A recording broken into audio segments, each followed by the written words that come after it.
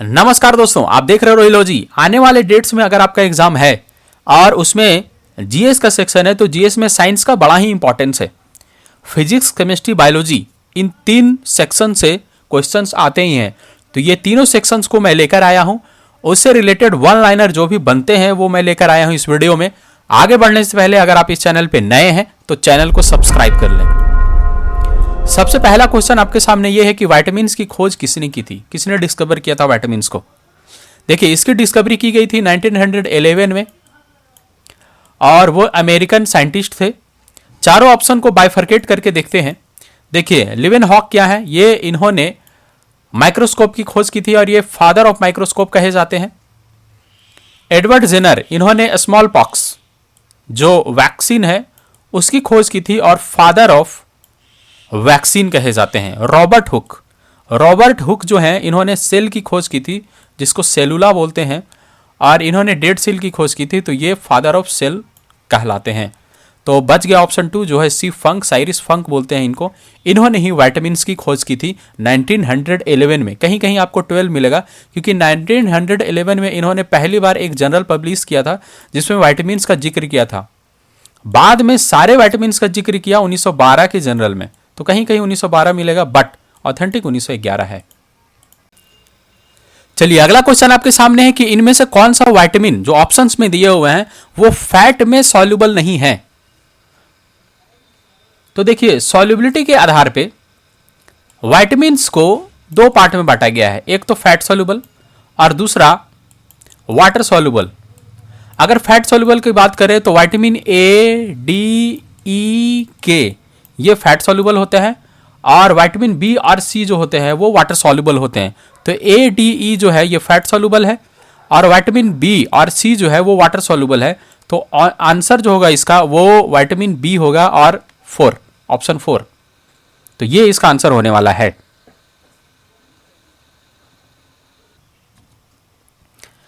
Next question आपके सामने है कि किस विटामिन की कमी से पेलाग्रा डिजीज होता है। बहुत ही इंपॉर्टेंट डिजीज है क्योंकि इसके वजह से देखिए इस तरह के स्किन पे स्पॉट्स आ जाते हैं और बहुत ही प्रॉब्लम होता है जिसको हो जाता है।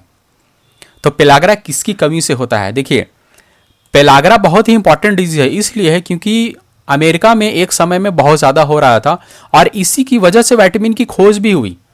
क्योंकि वहाँ पे जो ब्राउन राइस खाते थे ना, जो ब्राउन राइस खाते थे उनको पेलाग्रा डिजीज कम होता था। ब्राउन राइस क्या होता है, ब्राउन राइस होता है पारा बॉइल्ड राइस, जो हम लोग उसना चावल बोलते हैं, जिसकी हलिंग नहीं हुई रहती है, ऊपर का छिलका नहीं हटाया जाता है, उसमें सारे विटामिन्स प्रोवाइड होते हैं। तो उसी के थ्रू ये विटामिन भी प्रोवाइड होता है और पेलाग्रा डिजीज होने से बचाता है। तो ये कौन सा विटामिन है, ये विटामिन है विटामिन बी। इसको बोलते हैं विटामिन B3 क्योंकि विटामिन बी जो है विटामिन बी कॉम्प्लेक्स कहलाता है। इसमें B2, B6, B12, B3 ये सब आते हैं। तो विटामिन B3 जो है इसको नियासिन बोलते हैं।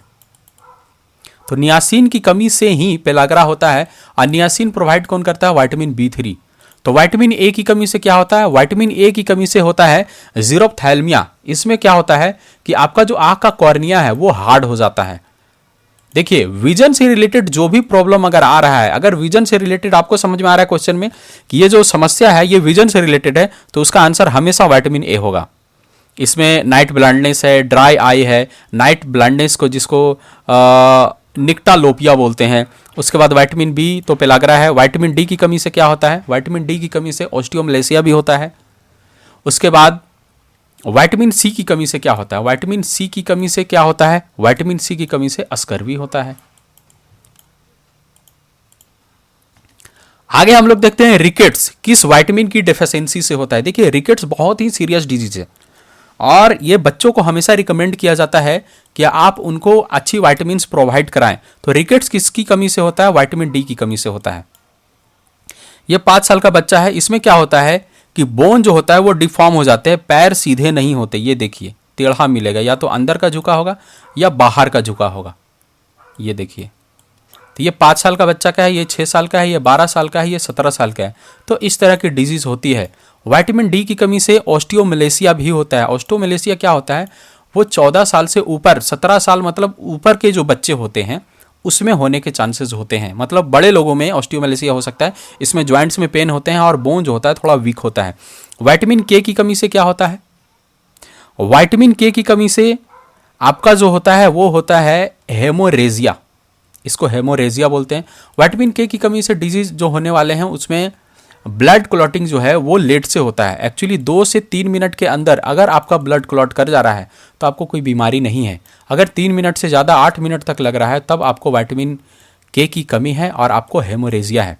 एक होता है हेमोफीलिया। तो हेमोफीलिया में क्या होता है कि उसमें ब्लड क्लॉट करता ही नहीं है, और हेमोरेजिया में ब्लड तो क्लॉट करेगा बट लेट से करेगा, जो कि विटामिन के की कमी से होता है। विटामिन ई की कमी से क्या होता है? विटामिन ई की कमी से होता है स्टेरिलिटी। तो स्टेरिलिटी कॉज करता है, मेल या फीमेल में स्टेरिलिटी हो सकता है, और इसके वजह से आरबीसी जो होता है वो फ्रेजाइल भी हो जाता है इसकी डिफिशियंसी की वजह से। तो अगर बांझपन जिसको बोलते हैं हिंदी में कि किसी को बांझपन हो गया, तो एक्चुअली रिप्रोडक्टिव ऑर्गेन्स को बहुत बूस्टअप करता है। ओवम और स्पर्म के फॉर्मेशन में बहुत हेल्प करता है विटामिन ई। इसलिए अगर आपको लगता है कि ये स्टेरिलिटी से रिलेटेड है तो आप आराम से ऑप्शन ई मारिए।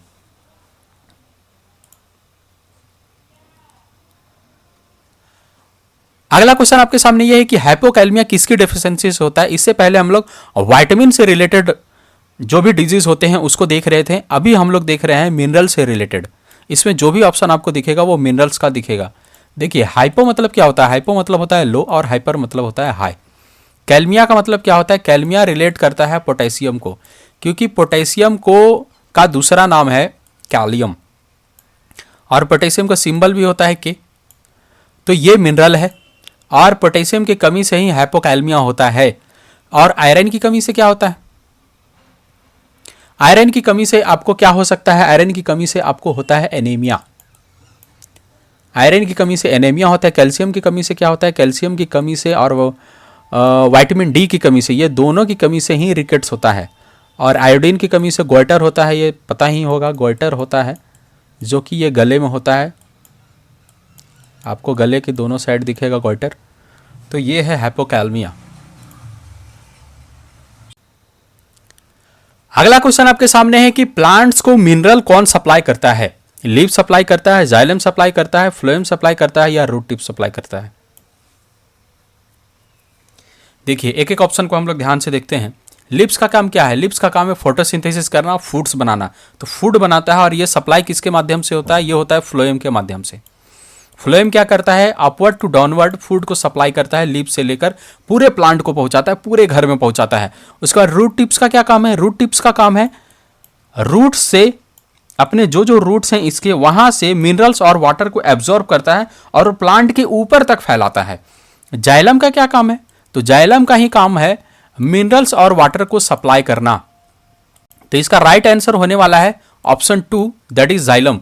ये सब देखिए, ये सब कॉम्प्लेक्स सेल्स में आते हैं, और ये जो बंडल्स, ये सिंगल जो आपका सर्कल किया हुआ है इसको बोलते हैं vascular bundles. Outer most portion जो है वही है, ये जो आपको दिख रहा है येलो वाला, इसके बाहर का जो पोर्शन ब्लू वाला है इसको बोलते हैं जाइलम। यही वाटर और मिनरल्स को सप्लाई करता है। अंदर जो ये रिंग के रूप में दिख रहा है इसी को बोलते हैं फ्लोएम, जो ये फूड सप्लाई करता है। धीरे धीरे ये क्या करता है? कंसंट्रिक रिंग्स बनाते जाता है, जिससे हमारे प्लांट का एज पता चलता है, और ये डेड फ्लोएम होते हैं। तो कंसंट्रिक रिंग में क्या होता है? डेड फ्लोएम होता है। तो इसका आंसर क्या होने वाला है? जाइलम, जो कि जाइलम वाटर और मिनरल को सप्लाई करता है। इसको आप याद कैसे कर सकते हैं? आप कोड रट लीजिए, जाइवा जाइवा जाइवा। तो जाइलम XY और वाटर WA, और यही मिनरल्स भी सप्लाई करता है। और फ्लोएम तो आपको फूड से याद हो जाएगा, फ्लोएम फूड।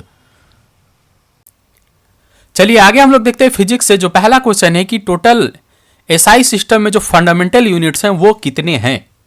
तो बहुत ही बेसिक क्वेश्चन है। 5 है, 6 है, 7 है, 8 है, तो ये 7 है।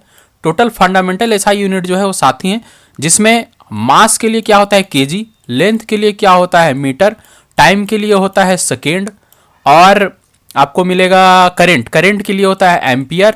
उसके बाद टेम्परेचर के लिए होता है केल्विन, और ल्यूमिनस इंटेंसिटी के लिए होता है कैंडेला, और अमाउंट ऑफ सब्सटेंस जो 7वां यूनिट है उसके लिए होता है मोल।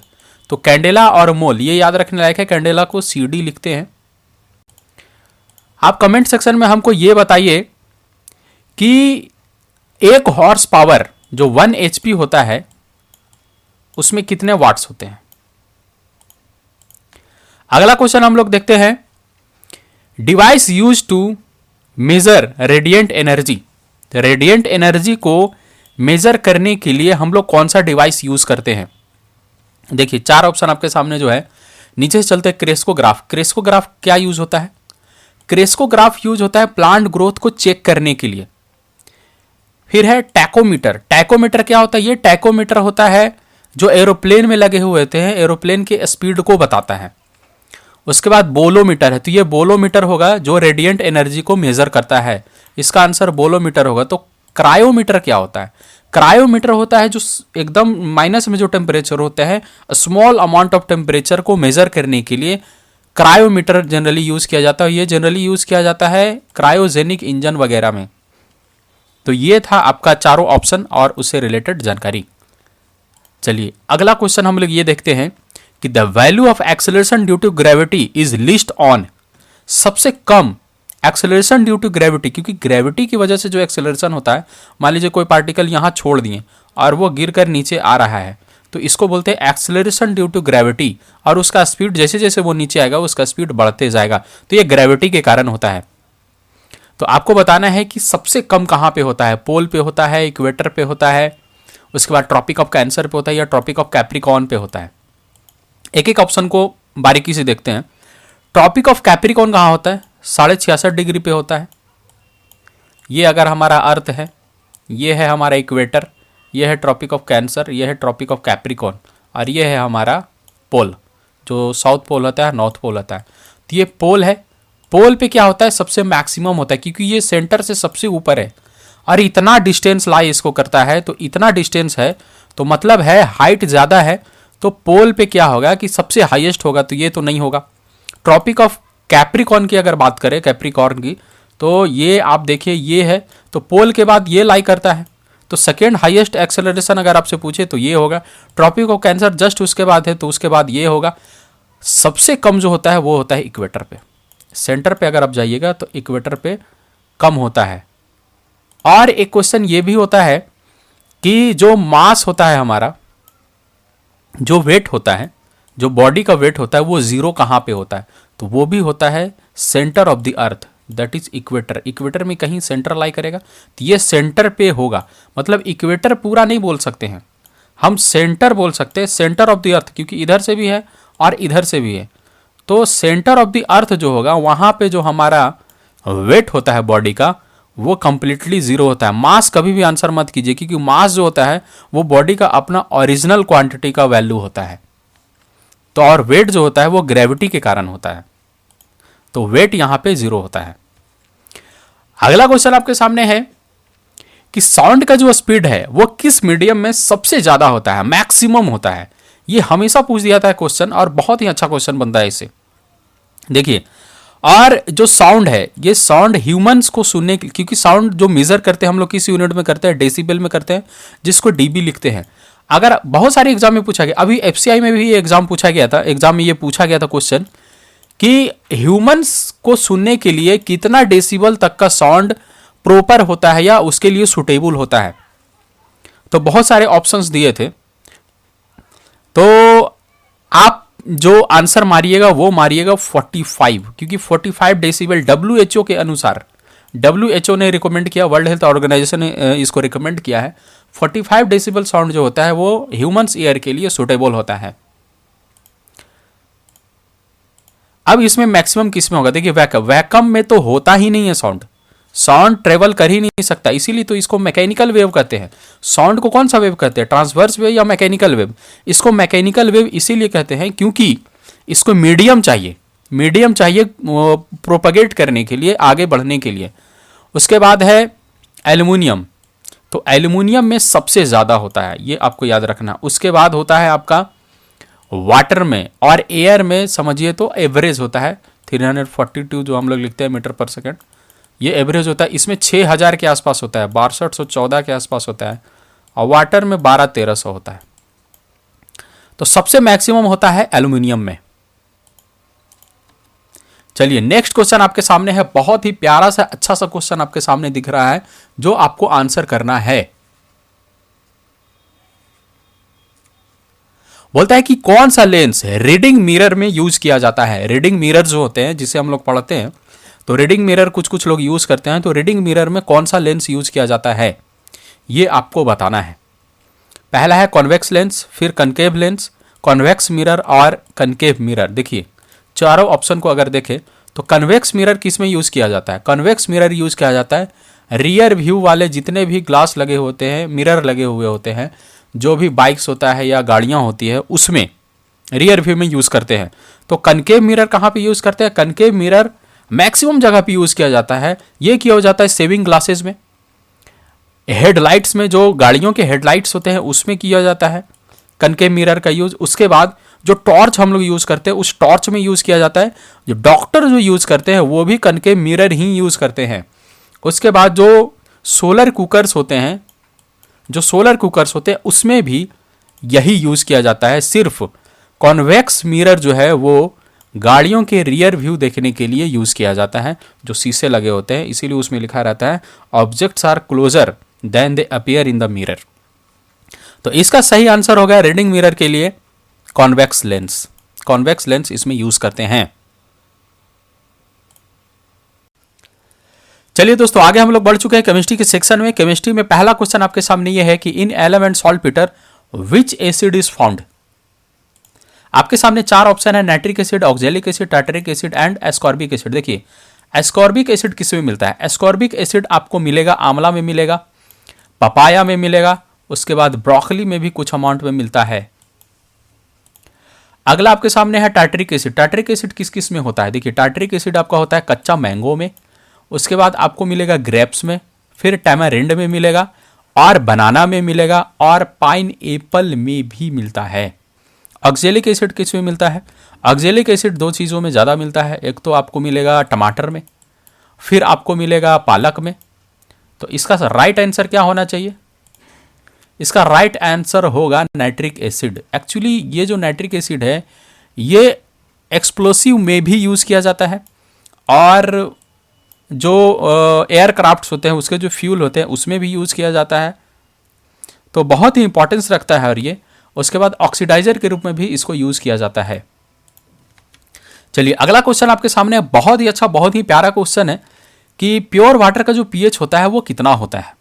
देखिए अगर आपको बेसिक कॉन्सेप्ट पता होगा तो आप बिल्कुल इसको आंसर कर पाइएगा। प्योर वाटर का जो पीएच होता है वो न्यूट्रल होता है। तो पीएच कहाँ से कहाँ तक होता है? 1 से लेकर 7, फिर 7 से 14। 14 जो होता है एक्सट्रीमली बेसिक होता है और ये एक्सट्रीमली एसिडिक, और 7 जो होता है वो न्यूट्रल होता है। तो इसका पीएच होगा 7। 6 किसका होता है? तो 6 होता है आपका यूरिन का। 8.4 किसका होता है? 8.4 होता है हाईली बेसिक होता है, बेसिक में आता है, बहुत ज़्यादा सॉल्टी होता है, तो ये होता है मरीन वाटर का। 7.4 किसका होता है? ये होता है ब्लड का, जो कि स्लाइटली अल्कलाइन कहलाता है। 6.5 से 7.5 किसका होता है? ये हमारे सलाइवा का होता है। और 6.5 से 7 पॉइंट का जो पीएच होता है वो सॉइल के लिए भी बहुत बेटर होता है और इसमें क्रॉप प्रोडक्शन बहुत अच्छा होता है। अगला प्रश्न आपके सामने है कि ब्लू वाइट्रॉल, कॉमनली जो ब्लू वाइट्रॉल है वो किसका नाम है? जो कॉमनली ब्लू वाइट्रॉल के रूप में हम लोग जानते हैं वो किसका नाम है? तो आपके सामने 4 ऑप्शन है। पहला ऑप्शन आपके सामने है सोडियम कार्बोनेट, जिसको Na2CO3 बोलते हैं। Na2CO3 कार्बोनेट, जिसको सोडियम कार्बोनेट बोलते हैं, और ये है वॉशिंग सोडा। उसके बाद दूसरा आपके सामने ऑप्शन क्या है? Sodium bicarbonate. इसमें एक आप Na2, एक नाइट्रोजन हटा दीजिए और एक हाइड्रोजन लगा दीजिए तो NaHCO3 हो जाएगा। यह है सोडियम बाइकार्बोनेट और ये इसको यूज़ करते हैं हम लोग बेकिंग सोडा के रूप में। जो बेकिंग इंडस्ट्रीज़ होता है उसमें यूज़ किया जाता है, पफनेस आता है, जो भी बेकरी मटेरियल्स होते हैं, और ग्लास इंडस्ट्रीज़ में भी इसको यूज़ करते हैं, और फायर एक्सटिंग्विशर के रूप में भी इसको यूज़ किया जाता है। उसके बाद है अमोनियम क्लोराइड। अमोनियम क्लोराइड, ये देखिए, ये अमोनियम क्लोराइड जो है इसको सोल्डिंग के रूप में भी यूज़ करते हैं और ड्राई सेल में भी यूज़ करते हैं। तो चौथा ऑप्शन आपके सामने जो है कॉपर सल्फेट हाइड्रेटेड, यही आपका सही आंसर है और यही होगा इसका सही आंसर। तो ये एक्चुअली होता क्या है कि ये ब्लू वाइट्रॉल ये फंजीसाइड के रूप में यूज़ किया जाता है और ये यूज़ किया जाता है टेक्सटाइल इंडस्ट्रीज़ में, जो कपड़ों में फंगस वगैरह लगते हैं उन सब चीज़ों से बचने के लिए इसका यूज़ किया जाता है। अगला क्वेश्चन आपके सामने है जो आपको कमेंट सेक्शन में बताना है। ये हाल फिलहाल जो 67th बीपीएससी हुआ था उसमें भी ये क्वेश्चन पूछा गया था कि what is the chemical and common name of quicklime. Quicklime को क्या बोलते हैं, इसका कॉमन नेम क्या है और इसका साइंटिफिक नेम क्या है, वो भी आपको कमेंट सेक्शन में बताना है। तो मिलते हैं फिर किसी अगले वीडियो में अगली जानकारी के साथ। फिलहाल इस वीडियो में इतना ही, तब तक के लिए अपना ख्याल रखिए, बाय बाय।